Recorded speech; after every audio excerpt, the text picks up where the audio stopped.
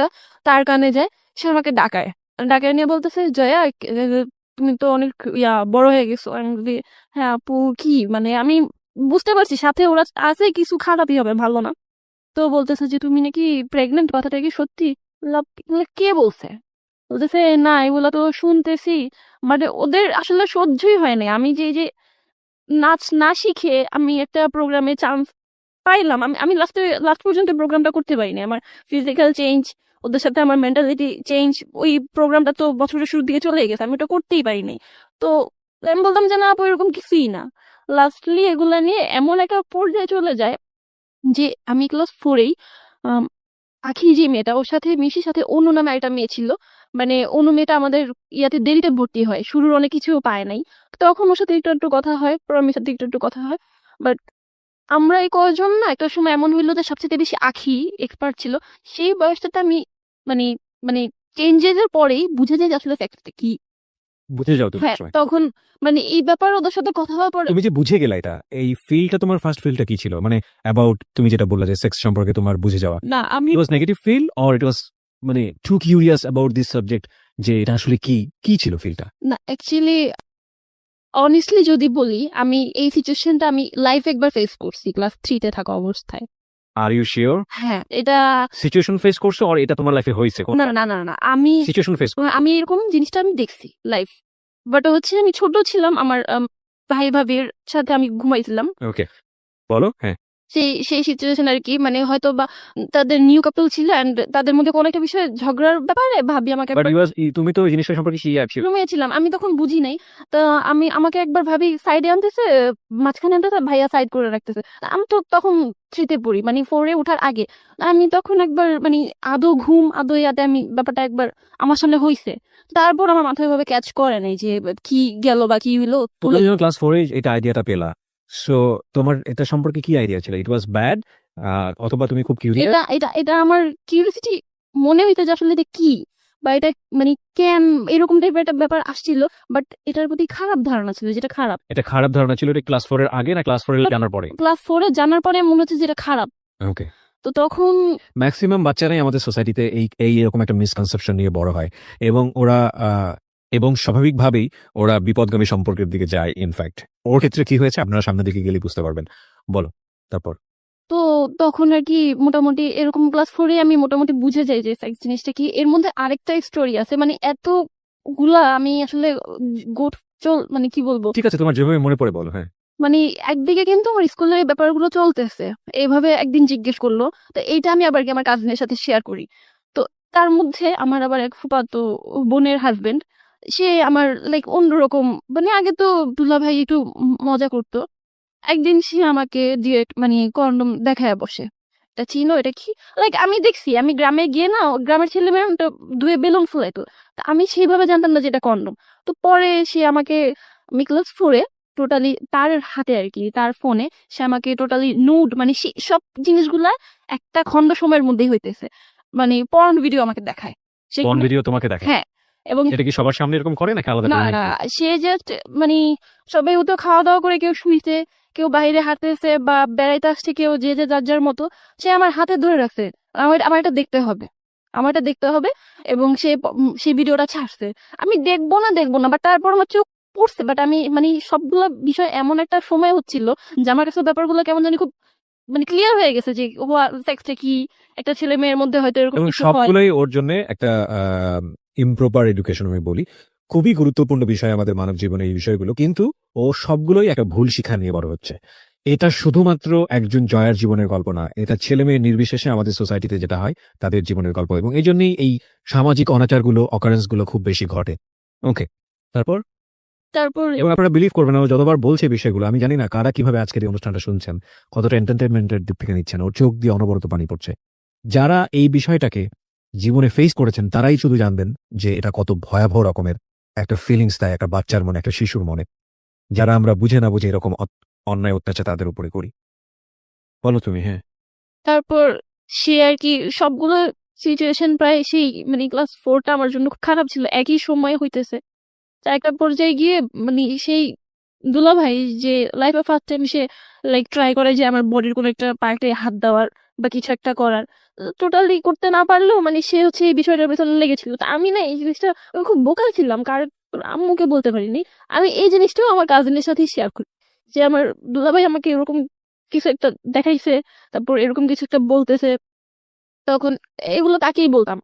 একটা সময় যখন প্রায় শেষের দিকে ওরা মানে আমাকে বোধহয় সহ্য করতে পারতেছে না, ক্লাসের মেয়েরা, প্রায় বোধহয় সেপ্টেম্বর অক্টোবর বা শেষের দিকে টাইমটা, আমাদের একজন মানে ইনচার্জ থাকে হেড স্যারের নিচে, না ম্যাম, আমার নামটা এখনো মনে আছে, তার কাছে বিচার দেওয়ার আগে ক্লাসের প্রত্যেকটা ম্যামের কাছে এই কাহিনীগুলো বলে, এবং আমি দাঁড়ায় জাস্ট কান্না করি যে ও অনেকগুলো প্রেম করে, ওর এরকম হয়েছে, ও প্রেগনেন্ট, ও পেট আনে, ও চুরি করে।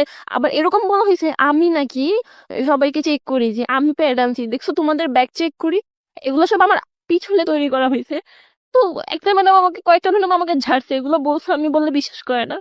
আবার কয়েকটা ম্যাডাম অনেক রাগী, But সে হচ্ছে কি ক্লাস 4 এর মেয়েদের মুখে এই কথাগুলো শুনে সে হাসতেছে, সে কি করবে সে বুঝতেছে।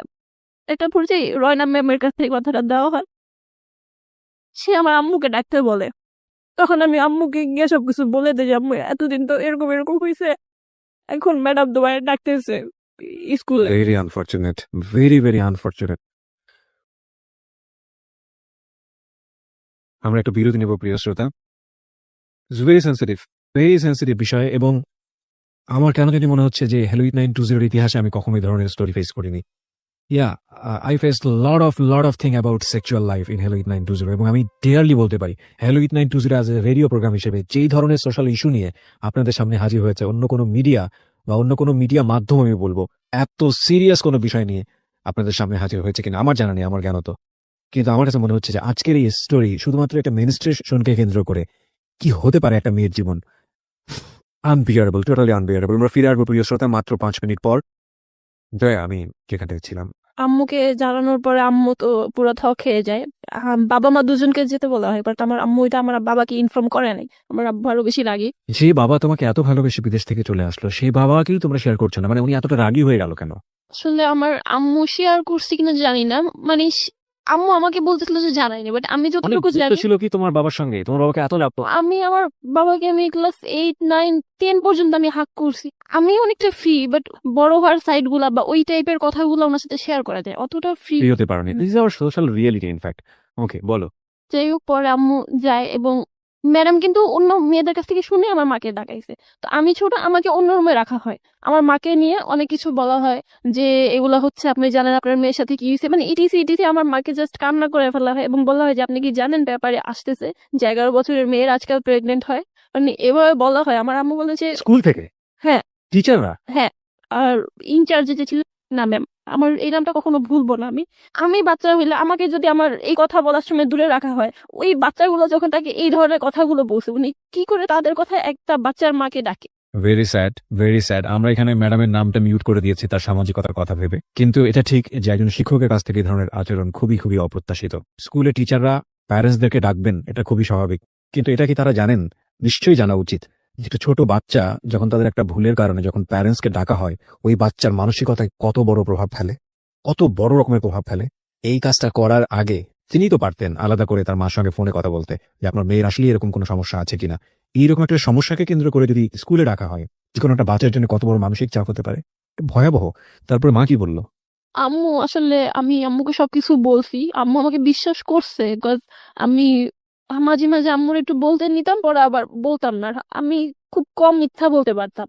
তো পরে আম্মু ডিসিশন নিছে, আমি বলছি যে আম্মু তোমার বুঝলাম এখানে আমার কোনো ফ্রেন্ড হয় না, তো মানে আমার বলার কোনো কিছু ছিলই না, টোটালি আমি এখানে ক্রিমিনাল। তো লাস্টলি আমি এখান থেকে বের হয়ে আসি, অন্য স্কুলে আমার আম্মু শিফট করে, এখানে তোমার থাকা লাগবে না। দেন আমি অন্য একটা স্কুলে ভর্তি হয়ে যাই। স্কুলই চেঞ্জ করো তুমি এই ঘটনাকে কেন্দ্র করে? হ্যাঁ, দেখা যাচ্ছে যে সবাই আমাকে কাজ লাগলে উফ বলতেছে, আম প্রেগনেন্ট, আমি যেই সাইডে বসতেছি সেই সাইডটা সম্পূর্ণ ফাঁকা। এবং স্কুল টিচার এরকম ব্যবহার করে? হ্যাঁ, আমার সাথে কেউ কথা বলবে না, এরকম একটা ব্যাপার। আমি বলবো না সবগুলো মেয়ে খারাপ, কিন্তু কিছু গ্যাংদের কারণে তারা চেপে গেছে যে আমরা ঝামেলা চাই না। স্কুল চেঞ্জ করে সেখানে মোটামুটি ভালোই, লাস্টের দিকে একদম 5 এর লাস্টের দিকে, তখন না আমি কন্টিনিউ আমার কাজিনের সাথে আমার কথা হচ্ছে। তো এর মধ্যে আমার দুলাভাই আবার এই টাইপের আরো ইঙ্গিত দিচ্ছে, তাও আমি তার সাথে শেয়ার করতেছি। তো একটা পর্যায়ে গিয়ে আমার খুব ভালো একটা ফ্রেন্ড হয়, কোচিং এ আমার নাম তো জয়া, তার নাম হচ্ছে টয়া। কোচিং এ ও যেদিন ভর্তি হয় আমি ছিলাম না, তো রোল কলের সময় আমার জায়গায় ও প্রেজেন্ট দিয়ে দেয়। ও খুব হাসি খুশি, খুব চঞ্চলে, আর মানে আগের মতো ছটফটে একটা মেয়ে দেখে ওর সাথে খুব ভালো একটা রিলেশন হয়ে যায়। বা ক্লাস 5 এর লাস্টের থেকে আমি আমার লাইফে বেস্ট টাইম স্পেন্ড করছি 2011 ক্লাস 6। আমার লাইফে আমার ফ্যামিলি ছিল না, আমার আম্মু ছিল না, শুধু স্কুল ছিল আর আমার ফ্রেন্ডটা ছিল। তাই so you got a good friend হ্যাঁ, অ্যাট লাস্ট। ওকে। মানে আমি যখন ওকে বলতাম, মানে আমি তখন ভাবতাম কি কাজিনের সাথে কথা বলি এটা বোধহয় একটা রিলেশন। আমি বলতাম যে হ্যাঁ আমি একটা রিলেশন আছে, একটা বয়ফ্রেন্ড আছে, কাজিন, সেখানে আমার সাথে অনেক বড়। তো ও আমাকে তখন বুঝিত যে না, রিলেশন করিস না, এই সেই। আমাদের ফ্রেন্ডশিপটা এমন ছিল যে আমরা একজন একজন ছাড়া বুঝতে পারতাম না। গার্লফ্রেন্ড বয়ফ্রেন্ডের চেয়ে তো বেশি কিছু, ওকে। খুব বেশি মজায় কাটায়। তো সেই সময়টাই হয় কি আস্তে আস্তে আমি কাজিনের সাথে কথা বলা বাদ দিয়ে দিই। তো বিভিন্ন কজ দেখাইতে থাকি, হ্যাঁ নইছে ত্যান হইছে, কথা বলবো না, এই সেই। তো ক্লাস 7-এ যখন উঠি তখন আমি মোটামুটি নিজেকে বড়ই বলবো, এটা 2012 সালে। তো আমার ফ্রেন্ডটা তখন অন্য স্কুলে শিফট হয়ে যায়। আমি খুব অ্যালোন। 3 মাস পর আবার কাজিনের সাথে কথা বলা শুরু করি, বিকজ আমি প্রত্যেকটা সিচুয়েশন আমি তাকে মিস করতাম, বসা থেকে শুরু করে পড়াশোনা, স্কুল, কোচিং, সব জায়গায়। তো কথা বলা শুরু করে এক পর্যায়ে গিয়ে আবার আমি 2 মাস পরে কথা বলা অফ করে দিই। মানে বড় হইতেছি, আমার মনে হচ্ছে যে আমি কেন কথা বলতেছি কাজিনের সাথে, আমার কোনো ফিলিংস নাই, আমি নিজে একটু শক্ত হইতে পারতেছি আর কি। তো এর মধ্যে ভাইয়া আবার করলো কি, নানার বাড়ি আমার খালার বাড়ির কাছাকাছি ছিল, সেখানে সে আর কি একটা জিনিস রটায় দিতেছে যে আমি তো যার সাথে প্রেম করি, এরকম টাইপের একটা ব্যাপার আমার ভাইয়ার কানে চলে আসে। এর মধ্যে মানে সে আমাকে অনেক মারধরও করে, যেগুলা কি হইতেছে। আমি বলছি না এসব কিছু না। তো তখন আমি কথা বলা কিন্তু অফ করে দিছি। সে করে কি ডিরেক্ট আমার বাসায় চলে আসে, এসে আমার আম্মুর কাছে, মানে আমি যে তার কাছে এই ব্যাপারগুলো শেয়ার করছি, সেই ক্লাস 4-এর কাহিনী কিন্তু সেখানে চলে গেছে। আমি কিন্তু মাঝখানে 6 একটা ভালো টাইম স্পেন্ড করে ফেলছি, বাট ক্লাস 7-এ এসে সে, আমার আম্মু যেটা জানে, সে একটা তার বোনের ছেলে হয়ে ওই জিনিসগুলা শেয়ার করে। ও এর মধ্যে আরেকটা জিনিস আমি স্কিপ করে গেছি, যে আমি একবার অ্যাভিস্ট্রি রাস্তার মধ্যে আমার বাবা পাশে থাকা অবস্থায় সামওয়ান আসে এবং আমার বডির একটা পার্টে, রাস্তার মধ্যে হ্যাঁ রাস্তা পার হচ্ছি, এই সময় টাচ করে চলে যায়। হ্যাঁ টাচ করে It's a চলে very যায়। common symptom of our society. মাফ করবেন, আজকের গল্পটা এমন হয়ে গেছে যে আমাকে বারবার ইন্টারাপ্ট করতে হচ্ছে। এটা শুধু ও যেটা বললো তা না, আপনি যদি একটা সার্ভে করেন, মেয়েরা যদি অনেস্টলি তাদের নাম গোপন করে যদি সার্ভেতে যদি পার্টিসিপেট করে, আপনি 99% কেস দেখবেন কোনো না কোনো ভাবে এরকম ভিকটিম হয়। কোথায় কোথায় আমি আপনাকে বলি, একটা হয় আন্ডারপাস পার হওয়ার সময় যখন অনেক বেশি লোকজন থাকে, আরেকটা হয় কোনো ধরনের গ্যাদারিং যখন হয়, ছেলে মেয়েরা যখন একসাথে হয় ওই সময়টাতে। এমনি পত্রপত্রিকায় অনেক বেশি নিউজ আমরা দেখি এগুলোর উপরে, ছবিও চলে আসে ইনফ্যাক্ট। আরেকটা হয় পাবলিক বাসে, এবং আরেকটা হয় হঠাৎ করে রিক্সা পার হচ্ছে, হঠাৎ করে একটা ছেলে হেঁটে যাচ্ছে, তখন ধাম করে হাত দিয়ে দেয়। যদি কোনোদিন আমি যদি কখনো কাউকে এরকম দেখি, আমি ওকে এই মুহূর্তে কি করবো ইভেন আই ডোন্ট নো।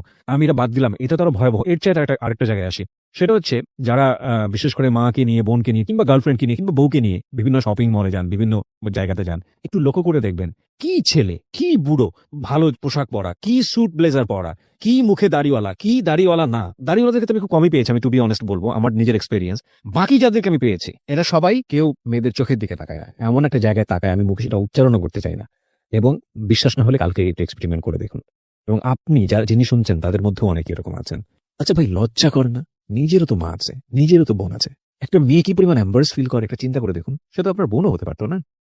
দুঃখিত, আমি আসলে আজকে অনেক বেশি আউট অফ ট্র্যাক হয়ে যাচ্ছি। ওর গল্পটা এরকম যে নিজেকে কন্ট্রোল রাখা খুব মুশকিল। বলো তারপর কি হলো? তো এইটা ছিল ক্লাস 5-এর একটা টাইমের ঘটনা। এমনিতেও আমার আম্মু সবসময় আমার কেয়ার করতো, তো বাবা পাশে থাকা অবস্থায় এরকম একটা সিচুয়েশন রাস্তার মধ্যে বলছি যে আব্বু আব্বু, লাইক মানে বলতে পারতেছি না, তারপর বলতে আসে আমার অনেক জোরে হাতে প্রেস করে চলে গেছে। তো আম্মু বলে কিছু হয় নাই, চলে আসো। আমি খুব পেন পাইছি অনেস্টলি। তো আম্মুকে যখন বলতে পারছি তখন হয়ে গেছে আমার বাবাও বুঝতে পারছে, আর তারপর থেকে তাদের কেয়ারটা যতটা না ছিল তার চেয়ে বেশি ডাবল হয়ে গেছে। যখন আমার কাজিন আম্মুর কাছে এই কথাগুলো বলতেছে, সেই সময় সে আরো এক্সট্রা বলতে চাচ্ছিল যে আমি তার সাথে বের হইছি, এই সেই। মা স্টেট কার্ড বুঝতেছে যে আমি 24 আওয়ার আমার মেয়ের সাথে থাকি, কিভাবে পসিবল।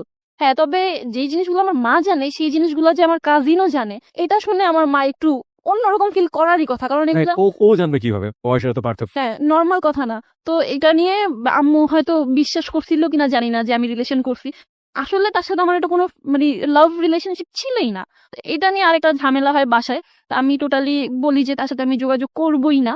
এমন একটা পর্যায়ে শেষের দিকে সে হচ্ছে বুক কেটে ফেলে, এমন ভাবে কাটে যে একটুর জন্য তার হাড় রে লাগে নাই। বুক কাটে নিজের? হ্যাঁ, ওকে। এবং এটা ফলস ছিল না, এটা আমি দেখছি।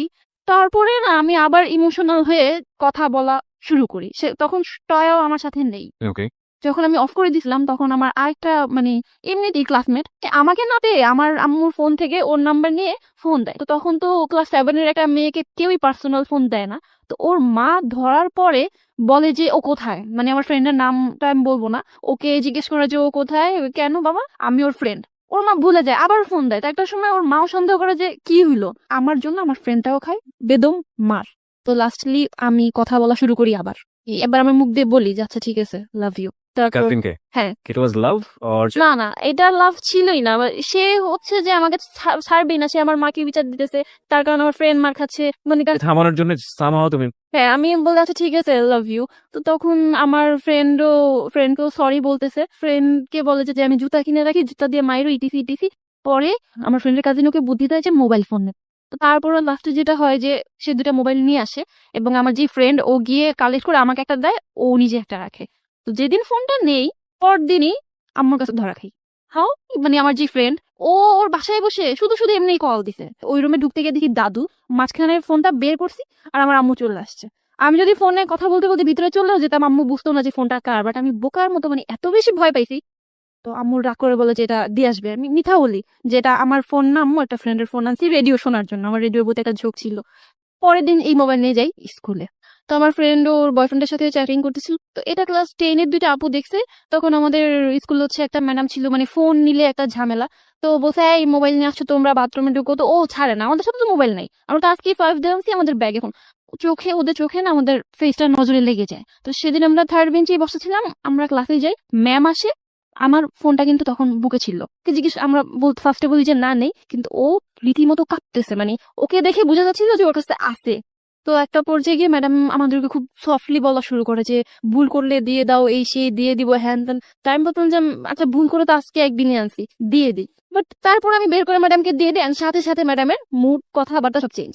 সে বাবাকে ডাকবে, মাকে ডাকবে। এখন আমি আম্মুকে এসে বলছি যে আম্মু এরকম এরকম ফোনটা তুমি দিতে বলছো, ধরা খাইছি, বাবা আমার দুজনকে যেতে বলছে। পরের দিন আমার আব্বু বা আম্মু কেউ আনতে যায়নি।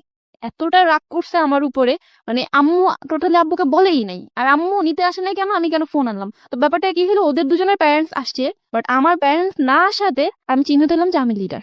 আর যেহেতু আমার কাজিন আমার ফ্রেন্ডকে মোবাইলটা দিছে, ফোন কই পাইছো, আমাকে জয়া দিছে। ফোন কই পাইছো, আমাকে জয়া দিছে। তখন আমার বাবা মানে প্রায় একটা মাস মাঝখানে বন্ধ ছিল, ঘুমাই নাই, আমি শুধু দোয়া পড়ছি, মানে আমার বাবাকে আমি এতটা ভয় পাইতাম। তারপর যাই হোক বন্ধের পরে আমার বাবা যায়, রিলেশনটা এখানে আব্বুর সাথে ফার্স্ট খারাপ হয়ে স্টার্ট হয়। তো তারা আরো বেশি গাইডলাইন দেওয়া শুরু করে। এরকম করতে করতে চলে গেছে 7-8-এ ফ্যামিলির কথায় বোরখা পড়া শুরু করি। তো আমাকে ক্লাস 6 থেকেই না একটা ছেলে মানে চা দোকানে খুব দেখতো। তো ক্লাস 8-এ এসে যখন আমি বোরখা পরি তখন আমার আব্বু আম্মা আমাকে কিছুদিনের একটু গ্যাপ দেয়। And আমি বলতে পারবো যে আমি তাদের বিশ্বাস কখনো ভাঙি নাই। একটা পর্যায়ে ছেলেটা সাহস করে আসে আমার পিছনে এবং আমার নাম্বার চায়। তো আমি নাম্বার দেই না, কিন্তু তার নাম্বারটা রাখি। তো একটা পর্যায়ে গিয়ে আমি সেদিনই ওকে ফোন দিই। যে কাজিন, ওর সাথে কিন্তু আমার কথা হচ্ছে, ওর কাছ থেকে আমি ফোনে ব্যালেন্স নেই, আমি ওকে ফোন দেই, কথা হয়, মানে এতটা বেশি ভালো লাগে ওকে। আমাদের জাস্ট 1 ঘন্টা কথা হয়, 1 ঘন্টার মধ্যে আমাদের রিলেশন হয়ে যায়। এর মধ্যে কোনো প্রপোজ ছিল না, কেউ কাউকে লাভ ইউ বলি নেই, বাট জাস্ট রিলেশনটা হয়ে যায়। ছেলেটা কে ছিল? ছেলেটা হচ্ছে, নামটা না বললেও চলবে, মানে আমি জানতে চাই ছেলেটার সঙ্গে পরিচয়টা কিভাবে হলো বা কে ছিল আসলে? ও হচ্ছে, আমি মসজিদে পড়তাম কিন্তু আবার আরবি ক্লাস 7-এ। তো তখন ও নামাজ পড়তে আসতো রেগুলার, তখন দেখতাম। আর এমনি চা দোকানে দেখতাম, এইটুকুই ছিল। মানে এর চেয়ে বেশি কিছু জানতে না? নামও না। জানতাম না। এই 1 ঘন্টার কমিউনিকেশনটা কি ছিল হঠাৎ করে? আমি খুব চঞ্চল ছিলাম, সেও বলতেছিল, তো আমিও বলতেছিলাম হ্যাঁ তোমাকে রাস্তা দেখি। সে লাইক হ্যাঁ আমি তো তোমার নাম জানি, তুমি জয়া। সে আবার এর আগে একটা ঈদ কার্ড আমার ফ্রেন্ডের কাছে দিছিল। তো এরকম নানান কথা হইতে হইতে তখন আবার নতুন ছবির নাম ছিল বডিগার্ড। আমার সাথে আব্বু আম্মু সবসময় থাকতো, তার একটা ফ্রেন্ড জোরে বলে উঠতো যে বডিগার্ড। আমি বলি আচ্ছা আপনাদের মধ্যে কেউ বডিগার্ড বলে ডাকে? বলতো হ্যাঁ। তো এইভাবে না 1 ঘন্টার মধ্যে আমাদের বন্ডিংটা হয়, and we are in relationship. সেই সময়টাতে তোমার ওই কাজিন যে, ওর সাথে সম্পর্কটা কি ছিল? কি আমি তো লাভ ইউ বলতি, বাট ওর সঙ্গে যাই হোক ওই সম্পর্কটা ছিল আগে থেকে? হ্যাঁ মানে ফোনে কথা হতো, ওর সাথে আমি দেখাও কখনো করিনি আমি। আচ্ছা, কিন্তু সম্পর্কটা ছিল। হ্যাঁ মানে ফোনে কথা হতো। ওকে, সো দ্যাট মোমেন্টে তুমি যখন ওর সঙ্গে লাভে পড়লে, যে ছেলেটার সঙ্গে, হ্যাঁ। ওর নামটা কি ছিল? সুমন। সুমন। সো তুমি সুমনের সঙ্গে এই 1 ঘন্টা মধ্যে রিলেশনশিপে যাওয়ার আগ পর্যন্ত তুমি আসলে বুঝতেই পারোনি তোমার কাজিনের সাথে তোমার যে সম্পর্কটা এটা লাভ না। না, ওকে। ওকে আমার খুব তাড়াতাড়ি ভালো লাগলো এবং ওর প্রতি আমার কোনো একটা ফিল চলে আসে। মাঝখানে আমি না ফার্স্টে ওকে বলে দিছিলাম যে আমার এরকম একটা কাজিন আছে, কাজিনের সাথে আমার রিলেশন। তা আমি না বললাম, ও বললো কাজিনের নাম কি, আমি বললাম হানি। হ্যাঁ, মানে তার বিশ্বাসই হচ্ছে না যে 24 আওয়ার যার প্যারেন্টস সাথে থাকে সে কিভাবে আরেকটা মানে রিলেশন করতে পারে। আমি তখন ব্যাপারটা এড়াই গেলাম যে না থাক, দরকার নেই। প্রায় আমার রিলেশনের 1 মাস হয়ে যাচ্ছে। ও আমাকে বলে যে লাইক ফ্রেন্ডরা তো গার্লফ্রেন্ড নিয়ে ঘুরতে যায়, কত দিকে যায়, হ্যাঁ তুমি একটু আসো না, এরকম টাইপের। তখন আমার এই সিচুয়েশনটা ছিল না যে আমি মিট করবো, আমি শুধু ফোনে কথা বলতাম। তো একটা সময় গিয়ে মাথার মধ্যে আসে যে কিভাবে মিট করা যায়। তখন ও বললো তো জুনের 27 তারিখ আমাদের রিলেশনে 1 মাস হবে, অ্যাটলিস্ট ওই দিন তো দেখা করো। তো ওই দিন দেখা করো এটা বলার আগে আরেকটা জিনিস হয়ে গেছে মিস্টেকলি, সেটা হচ্ছে 2013-তে শবে বরাত ছিল জুনের 24 তারিখে। আহ, বলি সেদিন আমার ভাইয়ারা হচ্ছে নামাজ পড়তে রাতে চলে যায়, আর আমার আম্মু হচ্ছে নর্মালি হচ্ছে নামাজ পড়ে শুইছে, তখন হয়তো 12টা-1টা বাজে। কোন ক্লাসে পড়ো তখন তুমি? ক্লাস 8। ক্লাস 8-এ। ওকে। হ্যাঁ, এটা 2013 সালে। বাসায় তো তখন সারা রাত সব বিল্ডিং এর খোলা থাকে। তো সে আমাকে হঠাৎ করে সাডেন বলে কি যে তোমার বাসায় আসবো, তোমার সাহস আছে বাসায় আসবে, হ্যান ত্যান এরকম করতে করতে একটা পর্যায়ে না আমি দরজা খুলে দাঁড়াই, সাহস করে সে ঢুকেও যায় বারান্দায়। আমার সাথে সুমনের বয়সের পার্থক্য কত বছরের ছিল? ও তখন হচ্ছে অনার্স সেকেন্ড ইয়ার। অন্য সেকেন্ড ইয়ারের পরে তুমি ক্লাস 8-এ। ওকে, হিউজ গ্যাপ। সেদিন ফার্স্ট লাইক বুঝি যে কিস অ্যান্ড লিকিস সামথিং। আর তার আগে অবশ্য আমরা বারান্দায় চেকও করে নিই, বারান্দায় একটা ডোর সামথিং ছিল যে ওইটার তালা টুলা মারা, তো ওইটা কোনোভাবে খোলা যায়, ও পিন দিয়ে খুলতে পারে। তো তারপর হচ্ছে ও দড়ি কাটে, মানে যদি এদিক দিয়ে যেতে না পারে দড়ি কাটে। তো দড়ি কাটে ঠিকই, কিন্তু আমার আম্মু না টের পায় না, সে আসে 5 মিনিটের মধ্যে আবার চলেও যায়। তো তারপর আমার আম্মু এসে পরে বুঝতে পারে যে দড়ি কাটা কেন, বাট ওইভাবে বুঝতে পারে না, ভাবছে চোর টোর। এই দিনটা চলে যায়, মানে এটা ছিল আমাদের রিলেশন হওয়ার পর ফার্স্ট এই টাইপের কিছু একটা, দেখাও হয় নাই আমাদের বাইরে। দেন যেটা হয় যে 27শে জুন রিলেশনের 1 মাস হবে। তো তখন ওর সাথে আমার এমনি আগে কথা হইতো যে তুমি আমাকে কিস দিও বা লিপ কিস, এটা সেটা এইটুকু পর্যন্ত কথা হইতো। ও আমার খুব ভালো ছেলে, এলাকায় ওর একটা ইয়া ছিল, নামাজ পড়ে, আর আমিও তখন বোরখা পড়তাম রেগুলার। একটা পর্যায়ে ও আমাকে বলতে তুমি বাইরে মিট করতে পারবা না, তোমার এই প্রবলেম হয়ে পড়বেন, বাসায় তো মিট করতে পারবা। আমি বললাম যে হ্যাঁ, এটা পারা যায়, বিকজ তাহলে আমার ফ্যামিলির কেউ দেখবে না। তো পরে সে বোরখা ম্যানেজ করে, আমি স্কুল ফাঁকি দিই এক প্রকার, আম্মুকে পিছিয়ে রেখে দৌড়ে এসে আমি অন্য জায়গায় চলে যাই, অ্যান্ড ওর সাথে একটা ওর ভাইয়ার বাসায় যাই। আমাকে বলা হয়েছিল যে ওর ভাই ওর ভাবি থাকবে, বাট বাসায় যাওয়ার পরে দেখেছি সেখানে কেউ নেই। অ্যান্ড দেন যেটা হয় যে আমি লাইফে ফার্স্ট টাইম ছিল সেটা আমার যে বিরতি নিব প্রিয় শ্রোতা, এই পর্যায়ে একটা ছোট্ট বিরতি।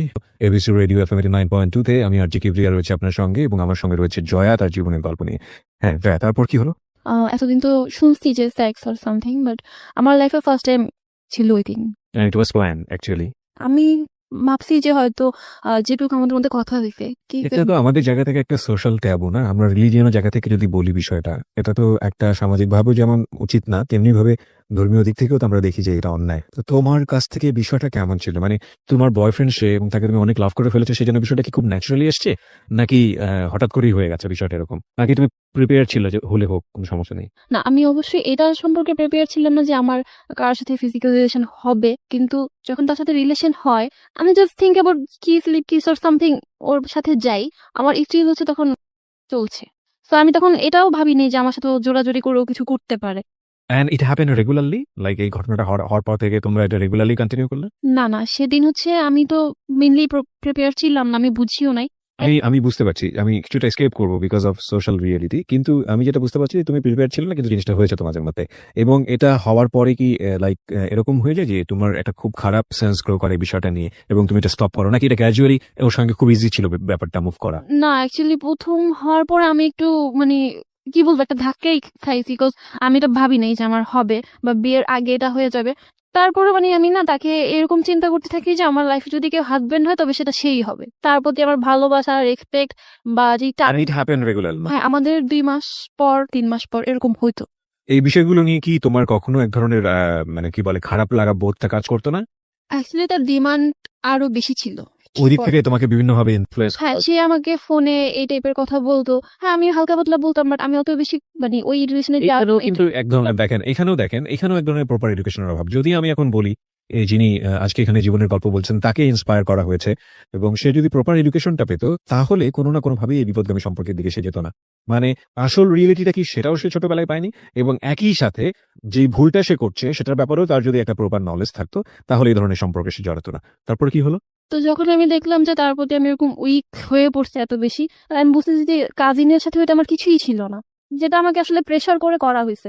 তো আমি করি কি, একটা পর্যায়ে তাকে বলে দিই যে দেখেন ভাইয়া, আমি আপনাকে লাভ করি না, আমি এরকম একজনকে রিয়েলি লাভ করে ফেলছি, আপনার সাথে যোগাযোগ করা যাবে না। মানে তোমার আগের কাজিনকে? হ্যাঁ, কাজে। ওকে। তো তখন সে অনেক বনিতা শুরু করে যে তুই আমাকে বিশ্বাস করস না, হ্যান তেন না, দিন বলছিস কিছু করছি, তুই ওর সাথে আবার কথা বলা দে। তো আমার ফোনে ব্যালেন্স ছিল না, আমি এত বোকা, আমি যে একটা কথা হাইড করছি এই জিনিসটা আমাকে খুব পেইন দিত, আমি কেন হাইড করলাম। তো এই জন্য আমি করলাম কি যে আচ্ছা, ওকে বললাম সুমনকে যে শোনো এরকম এরকম এটা ছিল, তুমি একটু কথা বলো। ও তখন থ খেয়ে গেছে। সুমন? হ্যাঁ, সুমন। তো তারপর ও হচ্ছে আমি ওকে নাম্বার দিই, আমি বোকার মতো আমার কাজিনকে সুমনের নাম্বারটা দিই। সে কনফারেন্স করে এবং মানে কান্নাকাটি করতে করতে, তখন আমি মনে হচ্ছে যে আমার দোষ, আমি তো তাকে খুলে বলতে পারতেছি না, সুমনকে এত কাহিনী একবার খুলে বলতে পারতেছি না। কে কান্নাকাটি করে? আমার কাজিন। কাজিনটা হ্যাঁ, কান্নাকাটি? তখন আমি ধমক দিই, তো এটা আবার সুমনের লাগে। তো সে একটু পরে আমাকে বলে কি আচ্ছা শোনো, আজকে ঘুমায় যাও, তোমার সাথে কালকে কথা বলবো। তারপর ওকে ফোন দেওয়ার নাম্বার বিজি বিজি বিজি। এর মধ্যে আমার কাজিন মানে সুমনের কাছে আমার ক্যারেক্টার নিয়ে অনেক কথা লাগাইছে। খুব স্বাভাবিক। হ্যাঁ, মানে তুমি কি জয়া সম্পর্কে কি ধারণা রাখো, তুমি জানো আমি ওদের বাসায় যাই, লাইক এমন যে তার সাথে আমার ফিজিক্যাল মানে সম্পর্কটা আছে। এবং এটা সুমনের জায়গা থেকেও বিলিভ করাটা খুব ইজি, কারণ তোমার সঙ্গে ওই জিনিসটা তখন তার ছিল। সো এটা একটা কমপ্লেক্সিটি তৈরি করবে। ওকে, বুঝতে পারছি আমরা। তারপর? এন্ড তারপর মানে সুমন হচ্ছে খুব কান্নাকাটি করে, আমি যেটা শুনছি আমার দিকে এরকম আঙুল দেয় যে আসলে আমি তো এটাও বুঝিনি যে তোমার হয়েছিল কিনা, যেহেতু তোমার প্রবলেম ছিল। মানে ওর মধ্যে একটা সন্দেহ চলে আসছে যে আসলে আমাদের যখন রিলেশন হয়েছে তখন কি তুমি ঠিক ছিলে নাকি। তার মানে সুমন তোমাকে যে কোয়েশ্চেনটা করে সেটা is all about your virginity, হ্যাঁ। রাইট? ওকে, হ্যাঁ। তো তখন আমার খুব খারাপ লাগে যে আমি তোমার সবকিছু বলতেছি, আমার ওর সাথে কিছু হয় নাই, মানে ও বিশ্বাস করে আবার ওর খারাপ লাগে। এর মধ্যে দিয়ে রিলেশনটা খুব খারাপ হয়ে যায়, আমাদের শুধু ঝগড়া হয়, সন্দেহ, অনেক কিছুর মধ্যে। যাক, যে স্ত্রীটা দিব তার আগে আবার আমি আম্মুকে আরেক দফা জানাই, এরকম করতে থাকে। বয়ফ্রেন্ডের বিষয়টা বলো। না, মানে কাজিনের বিষয়। কাজিনের বিষয়টা বলি। আম্মু অনেক বকাঝকা করে, কারণ আমি এবার ওর দিক থেকে টোটালি সরে আসছি। এবং যারা যারা শুনছে, আত্মীয় স্বজন সবাই বলছে যে এটাই ঠিক করতেছো জয়া, কারণ তুমি ছোট ছিলা, যা করছো করছো, এখন যদি তুমি করো ফিউচারে তোমার বিয়ে হবে বা সামথিং, এটা বেশি প্রবলেম করবে। তো তখন এখন আম্মুর একটা সাপোর্ট চলে আসলো।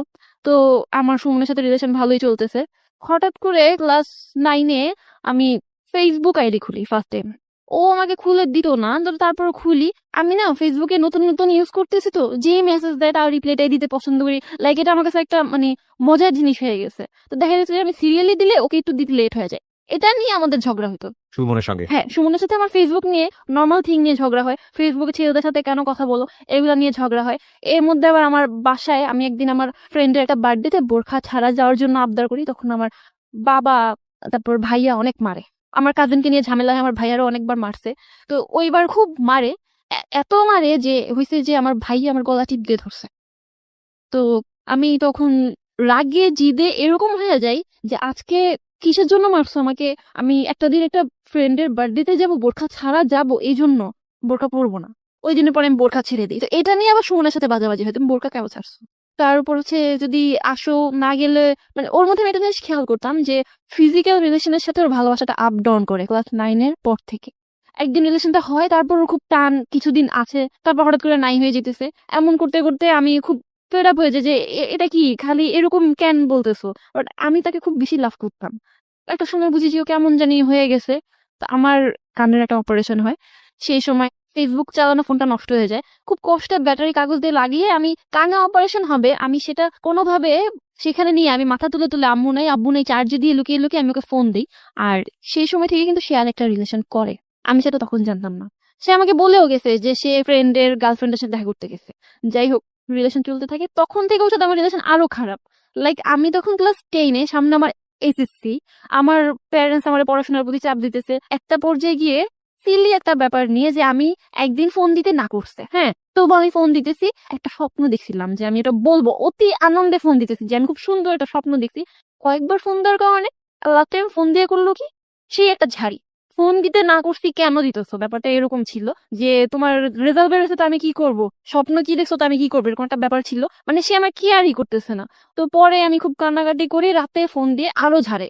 তো এগুলো আমি তখন বুঝতেছিলাম না, পরে আমি বুঝছি, মানে পরে আমি জানলাম যে ও তখন সে মেয়েটার সাথে ছিল। আমি ফোন দেওয়ার কারণে রিলেশনে ঝামেলা হইতে পারতো, দ্যাটস ওয়াই ও রাতে এসে আমাকে যত খারাপ গালি দেওয়া যায় একটা মেয়েকে, তুচ্ছ মানে বস্তি যেগুলাকে বলে, এই টাইপের গালি দেয়। এত বেশি না পড়তাম ওকে, আমি নাচ গান সব ছেড়ে দিছি। এর মাঝখানে কিন্তু আমি ওর কথায় বোরখা টোরখা পরি, নাচ গান ছেড়ে দিছি। আমার সংসার হবে, আমাদের ছেলে হবে, ছেলের নাম রাফি হবে, সব ঠিকঠাক। এরকম আচরণে খুব খারাপ লাগতো। তারপর একদিন জানুয়ারিতে হঠাৎ করে বলতেছে ক্লাস 10-এ যে 4 মাসের জন্য চিল্লায় যাবে, 4 মাস কোনো যোগাযোগই হবে না, কোনো প্রকার যোগাযোগ হবে না। 4 মাস, আমি বলছি তুমি 4 মাস থাকতে পারবা? মানে এরকম একটা ব্যাপার যে ও যদি আমার লাভ করে 4 মাস কি করে থাকতে পারবে? আমি ক্লাস 10-এ এপ্রিলের দিকে ফার্স্ট টার্ম পরীক্ষা দিই। ফ্যামিলির সাথে তো আগে হালকা পাতলা ফাইট চুরিচামারি করে দেখা করছি, ফাইট করা শুরু করি যে না এখন আমার ওকে টাইম দেওয়া লাগবে। আমি একটু একটু বুঝতেছি যে ও আমার কাছ থেকে হারিয়ে যাচ্ছে। আমি সন্ধ্যায় একটু বের হই, এখন তখন একটু বের হই। তো পরে দেখা যাচ্ছে ও হ্যাপি আবার হ্যাপি না, বলতেছে আমি না এখন চিন্তা করতেছি যে ক্লাসটা রেগুলার শুরু করব, গ্রেডটা ভালো আসে না এই পয়েন্টটা। তো আমি চিন্তা করলাম ভালো করো। তো করতো কি, আমি সারাদিন স্কুলে থাকতাম, ছুটি হতো 1টা 2টার দিকে, ও আসতো, আমার সাথে দেখা করতে চলে যেত, এই 2 মিনিটের দেখা। তো তারপর কোচিং স্টার্ট করি, বাসায় পড়া স্টার্ট করি, দেখা গেলো যে ওর সাথে আমার রাতে আর কথাই হয় না। এমন করে কয়েক মাস চলে যাওয়ার পর তো হঠাৎ করে ওর একটা ফ্রেন্ডের সাথে আমার ফেসবুকে কথা হয়। তো সে সাডেন আমাকে বলতেছে যে ভাবি আপনি যে সুমনকে যে মোবাইল ফোনটা গিফট করছেন খুব সুন্দর হয়েছে। আমি তো শকড। আমি তো স্টুডেন্ট, আমি নিজে ওর সাথে কথা বলি যে ফোনটা দিয়ে, সেটার অবস্থা 12টা বেজে গেছে, আমি ওকে খুব সুন্দর একটা ফোন গিফট করছি। নো ভাই, আমি তো কোনো ফোন গিফট করি নাই। তখন বলতেছে কি বলেন, আমি ওর হাতে দেখলাম হোয়াইট সেটটা আপনি গিফট করছেন বলে, মানে সে বলছে তার গার্লফ্রেন্ড গিফট করছে। তাই আমি বলছি না ভাই, আমি তোকে ওয়াচ গিফট করছি। এটা নিয়ে একটা প্যাচ লাগার পর আমি একটু অ্যালার্ট হই। পর আমি একটা ফেক আইডি খুলি অ্যান্ড ওর ভাই, ওর মানে ভাইয়ের গার্লফ্রেন্ড, তারপর ওকে মোটামুটি ফ্রেন্ডদেরকে অ্যাড করি। তো ও জানতো না। এর আগে আমি আবার একবার শুনছিলাম যে ও নাকি মেয়েদের কাছে ফেসবুকে পিকচার চায়, তখন আমি ফেসবুক ইউজ করি না। মানে সুমন? হ্যাঁ, সুমন। তো এটা ওকে জিজ্ঞেস করবো, ও আমাকে বলে যে না আমি না, আমার ফ্রেন্ডরা চাই, হ্যান ত্যান। মানে ও এমন না, ও এমন একটা ভাব করতো তোমার কেন ছেলে ফ্রেন্ড থাকবে, আমার কোনো মেয়ে ফ্রেন্ড থাকবে না, এরকম একটা ভাব করতো। বাট ও যে কলেজে গিয়ে কি করতো এটা তো আমার ধারণা ছিল না। Okay. তো পরে আমি চিন্তা করলাম যে না এবার একটু দেখা দরকার, কারণ ও আমাকে এমন খারাপ গালাগালি যেহেতু করতে পারছে, আমি একটা ফেক আইডি খুললে এত কি অপরাধ হবে। দেন আমি চেক করি, ওর বড় ভাইয়ের সাথে আমার ভালো মতো কথা হয়। তো যেটা বুঝলাম যে ওর ফ্যামিলিতে মিডিয়ার মেয়ে গেলে সমস্যা, বাট ওর বড় ভাইকে যখন আমি বললাম যে আমি মিডিয়াতে যেতে চাই, আমি কিন্তু অলরেডি ওর জন্য এই চিন্তা ভাবনা ছেড়ে দিছিলাম। বাট ইউ হ্যাভ, আমরা যদি আমাদের লিসনারদের জানার জন্য বলি, তো মানে তোমার ইন্টারেস্ট ছিল তুমি মিডিয়াতে কাজ হ্যাঁ। করতে চাও, কিন্তু সামহাও তোমার বয়ফ্রেন্ড তোমাকে ইমপ্রেস করেছে, যে কোনো কারণে হোক তুমি এই জায়গাটা ছেড়ে, স্বপ্নের জায়গাটা ছেড়ে দিয়ে সংসারী হওয়ার চিন্তা ভাবনা করছিলে। হ্যাঁ। ওকে। তো তারপর হচ্ছে ওর ভাইয়ের সাথে কথা বলে তার বড় ভাই ফেক আইডিতে প্রপোজ করে বসে। ফেক আইডিতে প্রপোজ? হ্যাঁ হ্যাঁ, আমি নারায়ণগঞ্জের প্রপোজ ফর হোয়াট? লাভ? লাভ লাভ, ওকে। কথা বলি, আমার মিডিয়াতে ইন্টারেস্ট, তার কোনো সমস্যা নেই, তার ফ্যামিলি অনেক ফ্রি, মানে সে হচ্ছে ফেসবুকে টোটালি ফ্লার্ট আমার সাথে। তো আমি ওকে ফাইন, আমিও ডান করলাম, ওকে ঠিক আছে রিলেশন করবো, জাস্ট চ্যাটিং। আমার মনে হচ্ছে যে আমি অত বড় অপরাধ করতেছি না, কারণ আমি জানি যে ওর বড় ভাইয়ের গার্লফ্রেন্ড আছে, তাহলে সে কেন আমাকে এই কথাটা বলবে। আর আমি তো হচ্ছে ওর খোঁজ খবরের জন্য এটা নিচ্ছি। বড় ভাইয়ের গার্লফ্রেন্ড ফৌজিয়া সাজ আর কি, তো তাকেও অ্যাড করি। ওর রিকোয়েস্ট একসেপ্ট করে নাই। একটা লং টাইম পরে ওর বার্থডে, আগস্টের দিকে, তার কিছুদিন আগে হচ্ছে ওর গার্লফ্রেন্ডের বার্থডে ছিল। কিছুদিন পরে আমি প্রায় অনেকদিন পরে ফেসবুকে ঢুকি অ্যান্ড রিকোয়েস্ট একসেপ্ট করছে। হুম। ও সরি, সেদিন দিনে একটা ঘটনা আছে, ইংরেজি টিচার যার কাছে আমি কোচিং করি তার হচ্ছে মেয়ে হয়। ওকে। তো বেবি হতে সে সেদিন কোচিংটা ক্যান্সেল করে দেয়। তো ও যে টাইমটা জানে যে আমি এই টাইমের ফোন দিব না, ওই টাইমে কিন্তু ওই মেয়েটার সাথে থাকে, হিউজ ঘোরাঘুরি, কারণ মেয়েটা খুব ওপেন অ্যান্ড খুব রিচ ছিল। তো একটা পর্যায়ে আমি মানে ওকে ফোন দিই, তাও আবার আমার ফ্রেন্ডের বয়ফ্রেন্ডের নাম্বার দিই, যেহেতু আমার কাছে ফোন ছিল না। তো ও সতর্ক হওয়ার টাইম পায় না, ও ফোনটা এমন ভাবে রিসিভ করছে যে মেয়েটা হচ্ছে ওর ঘাড়ে মাথা রেখেছিল আর ও ওই কানেই ফোনটা ধরছে। And আমি তো বাসায় না যে আমি মিনমিন করে কথা বলবো, বাইরে ছিলাম। আমি ঠিক কি অবস্থা, কেমন আছো, এই সেই এগুলা বলতাম। তো তখন ও জাস্ট জায়গা থেকে উঠে গেছে। এর মধ্যে আবার ওর গার্লফ্রেন্ডকে ওরই কোনো এক ফ্রেন্ড বোধহয় আমার কথা বলছিল, এটা আমি পরে জানছি। তো ওকে আবারও বুঝিয়ে দিতে যে মেয়েটার সাথে আমার রিলেশন ছিল, এখন নাই, মেয়েটা আমাকে জ্বালায়। ওকে। তো ও ওইভাবে মেয়েকে কভার দিছে, আমি তো শুনছি মেয়ের গলা, ও আমাকে মেয়ের সামনে আমার সাথে অ্যাক্টিং, এই আপনারা না বলছে আমাকে ফোন দিবেন না, এই সেই। আমি বলছি কি অবস্থা, ফাইজলামি করতেছো? তারপর তুই তো গাড়ি শুরু করছে, আমিও তো মানে মেজাজ খারাপ হয়ে তুই বলে রেখে দিছি। তো তার মাথায় আবার এটা ছিল যে আমি তার প্রতি অনেক উইক, এন্ড আমি যে ফ্যামিলিগত অনেক কারণে ডিপ্রেশনে ছিলাম, বা আগের কথাগুলো আমি সব মানে কিচ্ছু হাইড করিনি আমি ওর কাছে। ওকে। তো ও আবার চিন্তা করছে আমি কিছু করে ফেলি কিনা, ও আবার আমার একটু বড় ফোন দিছে যে কি করো, তখন আমি আবার রাগ করতেছি, ও কভার দিয়ে দিছে আমাকে। কিন্তু ওই যে পরে বললাম সেদিনই 2 দিন পরে আমি যখন ওই আইডিটাতে আবার ঢুকি, বড় ভাইয়ের সাথে রিলেশন করে আমি কি করবো, দেন আমি দেখি যে ফৌজিয়া সাজছে, তার বার্থডে পিকচার দেওয়া, ওকে। কেক প্লাস সুমনের ফ্রেন্ডরা, সুমন ও পাশাপাশি খুব ক্লোজ। তো আমি এটা দেখার পর আমার জাস্ট হয়েছে কি যে হাত পা বাঁকে আসতেছিল, চোখ মুখ উল্টায় আসতেছিল, মানে আমি তোমার হ্যাঁ এতটা বিশ্বাস করতাম, হাত পা ঠান্ডা ক্লোজ হয়ে বলতে গেছে। তুমি কি বোঝাচ্ছ, মানে ক্লোজ ইন হোয়াট সেন্স? কি দেখে তোমার এই জিনিসটা হলো? মেন থিং ও রিলেশন করে, এটা ট্রু। আর সেকেন্ড থিং হচ্ছে মেয়েটার গায়ে হাত ছিল, এবং আমি আইডি চেক করছি, প্রোফাইল পিকচার বসে আছে কি ওর ছবি তুলে দিতে পাশে একটা বেন্টি ব্যাগ। তো আমি ওইভাবে ওর ছবিগুলো খেয়াল করি নাই, করলে হয়তো তখনই কোনো হিন্টস পাইতাম যে ও যে চিল্লাই যাওয়ার কথা বললো ওই সময়টা থেকে তোমার সঙ্গে যোগাযোগ অফ রেখেছিল। না, ও চিল্লায় যায়নি, ও আমার সাথে যোগাযোগ অফ রাখতে চাইছিল, এক্স্যাক্টলি। বাট যেহেতু আমরা একই এলাকায় ছিলাম ও এটা পারে নাই। আর ওর ফ্রেন্ডরাও একটা সময় গিয়ে আমার বলতো যে আসলে আমরা ভাবতাম যে ওইটা ফান হিসেবে নিচ্ছে। সো তুমি ডেফিনেটলি শিওর হলা যে ওই মেয়ের সঙ্গে ওর একটা সম্পর্ক Really? আছে। তো তোমার সঙ্গে যেটা আছে সেটা একটা ব্লাফ দিয়েছে, ব্যাপারটা কি এরকম ছিল নাকি দুজনকে সে মেনটেন করছে? আমি দুজনকেই সেই তুমি ফেস করলা কিভাবে এই ঘটনা নিয়ে তাকে? আসলে আমি সেই মুহূর্তে আর তাকে ফোন দিতে পারিনি, আমার আম্মু তখন কিছু একটা বুঝতে পারছিল, সে যাই হোক আমাকে নর্মাল করে। তো আমি পরে মানে তাকে ফোন দিয়ে খুব গালাগালিও করছি, সহ্য করার মতো না। আমি নর্মালি ঘরে নাচ গান করাও বন্ধ করে দিতে, আমার এত শখ ছিল যেগুলাতে। পরের দিন আমার আমার না বিশ্বাস করতে মন চাইতো না যে ও আমার লাভ করে না। দেখা করার কথা বলি যে কালকে যদি মানুষ কেউ মারাও যায় 1টা বাজে আমার সাথে দেখা করবি, এরকম একটা ব্যাপার বলি আমি ওকে, তুই করে। ওর গার্লফ্রেন্ডের সাথে আমার যোগাযোগ হয়েছে, আমি আবার ওর গার্লফ্রেন্ডকে মেসেজ দিছি যে আপি ছেলেটা তোমার কি হয়, বয়ফ্রেন্ড? আচ্ছা ঠিক আছে, নিচে নাম্বার নিয়ে দিয়ে দিছি, আমার নাম্বার কল দিবা, আমার আর ওর একটা ছবি দিয়ে দিছি। সে বলে কিছু জানায়ও না, আমিও বললাম ঠিক আছে জানাবো না। সে দুজনকে, আমরা এখন দুইটা মেয়ে একসাথে কথা বলতেছি, আমরা দেখতেছি যে ও ওকে কি বলতেছে, ও আমাকে কি বলতেছে, আমরা মানে একটা ছেলে দুইটা মেয়েকে কিভাবে মেনটেন করতেছে এইটা আমি দেখতেছি। মানে একটা জিনিস খুব জেলাসি যে আমি ওর এত লাভ করি, যখন ওর ওই গার্লফ্রেন্ড বলে যে, থাক ওকে কিছু বইলো না, ওর বুকে ব্যথা করতেছে, ওদের বুঝতে পারতে। অনেস্টলি যে আবার মন চেয়েছিল যে যতই ভালো ব্যবহার করে তোমার গলাটা দাইবা ধরি, যে তোমার কি আমার থেকে বেশি চিন্তা ওর। তো ও বোধহয় মেয়েটাকে এমন ভাবে ম্যানেজ করছে যে দেখা করাই যাবে না। জয়া মেয়েটা অনেক খারাপ, তো সে আস্তে আস্তে সাইড কাটতে থাকে। আমি তাকে ডেকে নিয়ে একটা সময় কোরআন শরীফ ধরাই, কারণ তার মধ্যে আমাকে নিয়ে অনেক ডাউট ছিল যে আমি ওর সাথে যখন রিলেশন হয়েছে আমি ভার্জিন ছিলাম না, ও থাকা অবস্থায় মানে অনেকগুলো রিলেশন করছি। তাই আমি বলছি তুমি কোরআন শরীফ ধরে বলবা যে তুমি আমাকে ভালোবাসো নাকি না। আর আমিও কোরআন শরীফ ধরে বলবো যে আমি তোমার সাথে থাকা অবস্থায় কি ছিলাম আর কি ছিলাম না। তো কোরআন শরীফ ধরতে পারে না, তো বলতেছে এটা ভিতরে রাখো, মানে ধরবে না। আমি আসলে অন্য কারোর সাথে রিলেশন ওইভাবে ইনভলভ হই না, আমি তোমারই লাভ করতাম, এটা আমি বলতে পারছি, বাট ও কোনো ধরে বলতে পারে না। একটা পর্যায়ে ও বলে যে আগে লাভ করতাম এখন করি না। এক পর্যায়ে বলে দেয়। হ্যাঁ, এটা বলে দেয়। তো তখন সে আমাকে বলে মারো থাপড়াও, তো তখন হচ্ছে এরকম একটা সিচুয়েশন যে মারো থাপড়াও বললেও আসে না। তো পরে আমি নিজেরা শক্ত করার চেষ্টা করি, শক্ত করতে গিয়ে এত উইক হয়ে পড়ছি, খেতে পারতাম না, খেতে গেলে আমার বমি চলে আসতো, যে এত ভালোবাসছি বা একটা ছেলে আমার লাইফে এভাবে আসছিল, আমি কল্পনা করতে পারতাম না যে আমার হাজবেন্ড ও ছাড়া কেউ। ইভেন মেয়েটার কাছে যখন আমি ওদের কথা শুনতাম আমার কেমন জানি লাগতো। আমি ওকে বলছি আমাদের ছেলে হইলো নাম রাফি, ও ফৌজিয়াকে এক্সপ্লেন করছে যে ওর একটা ভালো নাম আছে র দিয়ে, হ্যাঁ, তো আমার নামের র আর তোমার ফৌজিয়ার ফ, হ্যাঁ, আমাদের ছেলের নাম হবে রাফি। আমার কথাগুলো এক্সপ্লেন করতো, মানে আমার না পুরাটা জুড়ে আমি কখনো চিন্তা করি না যে আমার লাইফে সেকেন্ড কোনো ছেলে আসতে পারে, কোনো ছেলের সাথে আমার এরকম কিছু হইতে পারে। তখন বোধ আমার আম্মু বুঝছে যে আমি একটা রিলেশনশিপে ছিলাম। এর মাঝখানে ওর জন্য আমি এত ডেসপারেট হয়ে গেছিলাম যে আমি হাতের মধ্যে কেটে নামও লিখছি, আমার পায়ের মধ্যে ওর নাম লেখা ছিল।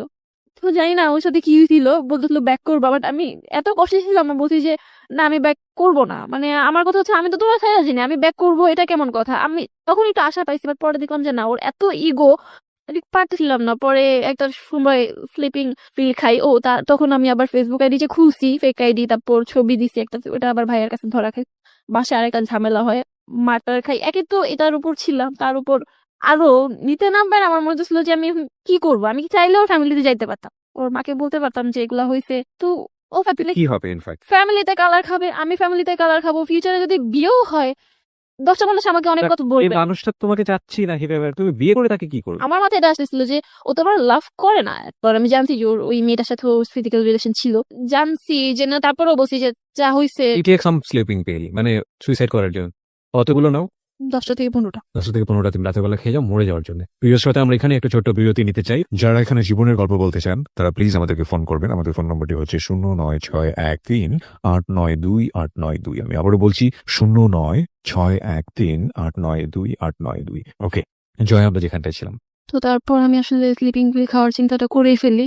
অবশ্য সেদিন আমার সেই ফ্রেন্ড টয় আমাকে অনেকটা চেষ্টা করছে যে এগুলা থেকে বের করে আনার। আমি অনেক রাত পর্যন্ত রাগ করে বাইরেও ছিলাম, বাট লাস্টলি আমি খাই আসলে, বাট আমার ফ্রেন্ডরা বিশ্বাসও করতে পারেনি। যখন আমি হসপিটালে, তখন আর কি ওরা বুঝে যে আসলে আমি খাইছি। বা 3 দিন আমার কোনো সেন্স ছিল না। এটা ছিল বোধহয় সেপ্টেম্বরের 9 তারিখ, আর সেপ্টেম্বর 11 তারিখ কি 12 তারিখ আমি যখন চোখ মেলে তাকাইতেছি, তখন আমার ফিলটা এমন ছিল যে আমি মরে গেছি, আমি বোধহয় এখন মানে যা খুশি তাই করতে পারবো, এরকম একটা ব্যাপার নিয়ে চোখ মেলতে গিয়ে দেখি যে না, আসলে আমি বেঁচে গেছি।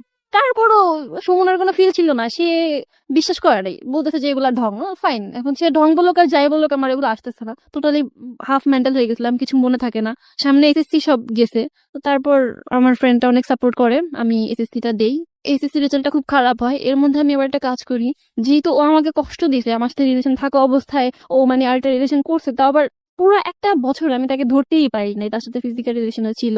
And সে বলে যে ও তাকেই ভালোবাসে। তা আমার মধ্যে একটা জিনিস কাজ করলো যে ও যদি আমার কাছে ব্যাক করার মনোভাব থাকেও, ওর একটা ফ্রেন্ড আমাকে বলতেছিল যে আমাদের সবসময় ক্যাচ আপ করায় দিত, যে অনেক রিলেশন আমি এরকম দেখছি যে 1 বছর পর ক্যাচ আপ হয়, তোমাদের রিলেশনটা অনেক স্ট্রং হয়ে যাবে। তখন আমার মাইন্ড এতটাই বিগড়ে গেছে যে আমার চিন্তা হচ্ছিল যে আমি ওকে কিভাবে কষ্ট দিব। তো তখন ওর এই ফ্রেন্ডটার সাথে আমি রেগুলার কথা বলতে থাকি। তো একটা পর্যায়ে গিয়ে সে আর কি মানে আমার সাথে এতটা ক্লোজ হয়ে যায় যে we are like in a relationship. আমি তাকে লাভ ইউ বলতেছি না, সে আমাকে লাভ ইউ বলতেছে না, বাট আমরা খুব বেশি ক্লোজ হয়ে গেছি। এন্ড একটা পর্যায়ে গিয়ে আমি সেম একটা ফিজিক্যাল রিলেশন আমার সাথে ছিল, প্লাস ওর ফ্রেন্ডের সাথে ছিল, করি। বিকজ আমার মাথায় ছিল যদি আমার কাছে ব্যাক করে, ও যদি একটা মেয়ের সাথে এত কিছু করার পর আমি ওকে লাভ করে ওকে চাইতে পারি, ও যদি আমার কাছে ব্যাক করে, ও এটা মাথায় রেখেই ব্যাক করবে যে হ্যাঁ আমিও অন্য একটা ছেলের সাথে করছি। একটা পর্যায়ে এটা বেরো হয়ে যায়, বাট আসলে ওরকম কোনো ফায়দা হয় না, কারণ মানে তুমি যেটা করো রিভেঞ্জ নেওয়ার জন্য, সামহাউ ওকে কষ্ট দেওয়ার জন্য এটা করো, কিন্তু আলটিমেটলি এতে কোনো রেজাল্ট হয় না। না। তারপর এটা ওদের মধ্যে জানাজানি হলো, ওদের ফ্রেন্ডস এর মধ্যে একটা সমস্যা হইলো। তাই আমি বুঝলাম যে সুমন, তারপর ওর ফ্রেন্ড, ওদের মধ্যে একটা ঝামেলা বাজাবাজি হয়ে গেছে।